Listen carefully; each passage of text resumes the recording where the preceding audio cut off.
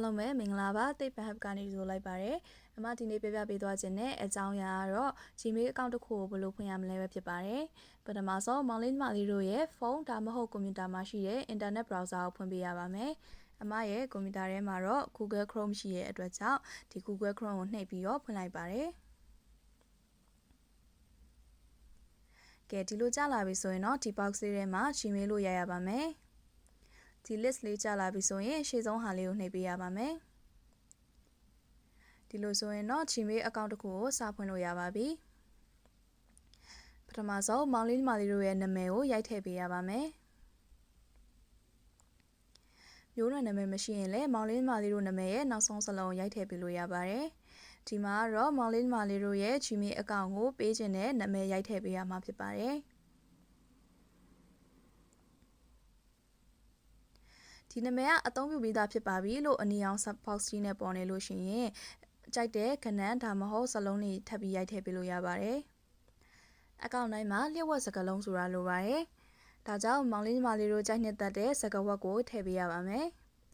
ထပ်ပြီးအတည်ပြုဖို့အတွက်စကားဝတ်ကိုနောက်ထပ်တစ်ခေါက်ထည့်ရိုက်ပေးရပါတယ်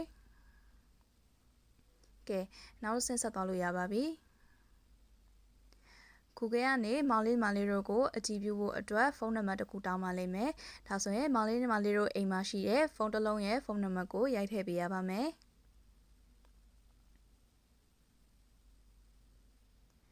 ရိုက်ထည့်ပြီးပြီဆိုရင်ဒီအဆင့်မှာတော့ Google ကမောင်လေးညီမလေးတို့ကိုအမှန်တကယ်ဖြစ်ကြောင်းအတည်ပြုလိုတဲ့အတွက်ကြောင့်ကဏ္ဍ6လုံးပါဝင်တဲ့အတည်ပြုရေးကုတ်တစ်ခုကိုပို့လိုက်ပါမယ်။မောင်လေးညီမလေးတို့အများဆုံး10မိနစ်ဆောင်ပြီးလို့ရှိရင်မောင်လေးညီမလေးတို့ရဲ့ဖုန်းထဲမှာ message တစ်စောင်ဝင်လာပါလိမ့်မယ်ဒီ message တွေကခဏန်း6လုံးပါတဲ့အတည်ပြုရေးကုတ်ကိုဒီအပြာရောင် box ထဲမှာပြန်ပြီးတော့ရိုက်ထည့်ပေးရမှာဖြစ်ပါတယ်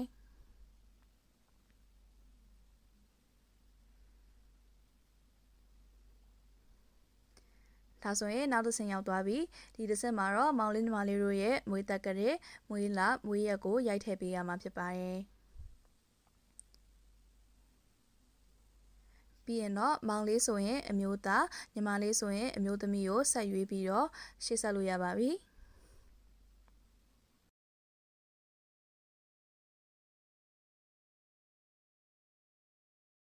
တကယ်လို့မောင်လေးညီမလေးတို့ကအသက်73နှစ်မပြည့်သေးဘူးဆိုရင်တော့မိဘအုပ်ထိန်သူရဲ့အကူအညီကိုလိုအပ်ပါတယ်ဒီအဆင့်ကနေပြီးတော့မိဘအုပ်ထိန်သူတွေကလုပ်ပေးရမှာပါမိဘအုပ်ထိန်သူရဲ့ email ဒါမှမဟုတ်ဖုန်းနံပါတ်ကိုဒီ box လေးထဲမှာဖြည့်ပေးရမှာဖြစ်ပါတယ်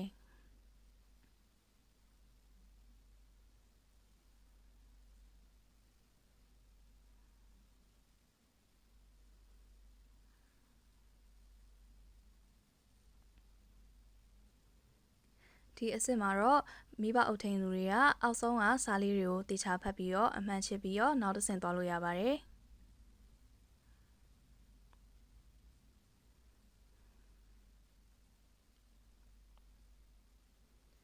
ဒီမှာတော့မိဘအုပ်ထိန်သူတွေရဲ့ email ရဲ့စကားဝတ်ကိုထည့်ပေးရမှာဖြစ်ပါတယ်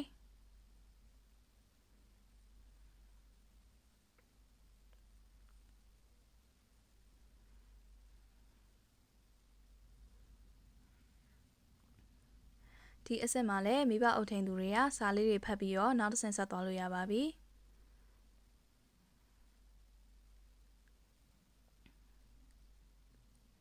နောက်ဆုံးအဆင့်မှာတော့မိဘအုပ်ထိန်သူတွေကမောင်လေးညီမလေးတို့ရေးထားတဲ့အချက်လက်တွေမှန်မှန်ကိုစစ်ပေးရမှာပါကဲဒီအဆင့်တွေအားလုံးပြီးသွားပြီဆိုရင်တော့ Google ကနေပြီးတော့ Gmail အကောင့်ကိုဖွင့်ပေးလိုက်ပြီဖြစ်ပါတယ်ဒါပေမဲ့မောင်လေးညီမလေးတို့လုပ်ဖို့နောက်ဆုံးတစ်ဆင့်ကျန်ပါသေးတယ်ဒီအဆင့်ကိုဘယ်လိုလုပ်မလဲဆိုတော့မောင်လေးညီမလေးတို့ဖွင့်ထားတဲ့ Gmail အကောင့်တွေကိုဝင်ရပါမယ်ကဲဒီ screen လေးမှာခဏလေးစောင့်ပေးကြနော်